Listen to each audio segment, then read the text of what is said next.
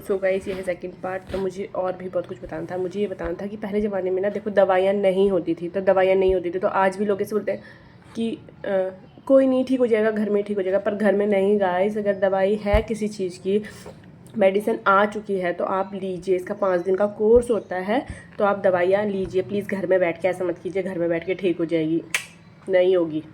वो तकलीफ़ झेलने से अच्छा है कि आप मेडिसिन ले लो, वो चीज़ वहीं कंट्रोल हो जाएगी। नहीं तो वैसे, और इसका मतलब जो ठीक होने का पीरियड है वो 7 से 15 डेज़ का है ही। मतलब अगर आपको एक डॉट भी आया है, मतलब एक दाना भी आया है, तो वो भी मतलब कंट्रोल हो जाएगा, बट सूखने में वो 15 दिन लेगा।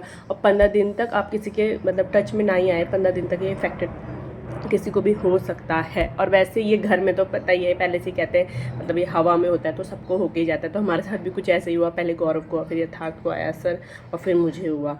बट ठीक है, कोई बात नहीं, जो चीज़ होगी तो होगी। और दूसरी बात इसका है कि जब आपको वो दाना दिख रहा है उससे 24 से 48 घंटे के बीच में आपको मेडिसिन ले लेनी है, तो वो वहीं की चीज़ वहीं रुक जाएंगी।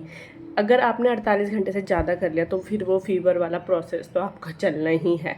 इसलिए आप कुछ ऐसा दिख रहा है तो तुरंत दवाई ले लीजिए जाके। और लोगों की बातों पे वो मत कीजिए कि दवाई नहीं लेनी चाहिए। मेरे हिसाब से, ऑन माई एक्सपीरियंस, दवाई लेनी चाहिए, क्योंकि पिछले 1 महीने से मैं इसी को, इन सब चीज़ों को देख रही हूँ। तो मेरे हिसाब से दवाई लेनी चाहिए। अगर आप इस चीज़ को रोक सकते हो तो रोक लो, ठीक है ना। दोबारा कभी आएगा तो फिर दवाई ले लेंगे। पर इतनी तकलीफ़ शरीर में, क्योंकि मतलब मैंने देखा है कि मेरे हस्बैंड को कितनी तकलीफ़ हुई, क्योंकि मेरे ना उनके जितना था तो मेरे 10% भी नहीं था, तो मुझे इतनी तकलीफ़ हुई जब मुझे फीवर आया। बट ठीक है, जब मैंने मेडिसिन ली तो मुझे रिलैक्स हो गया।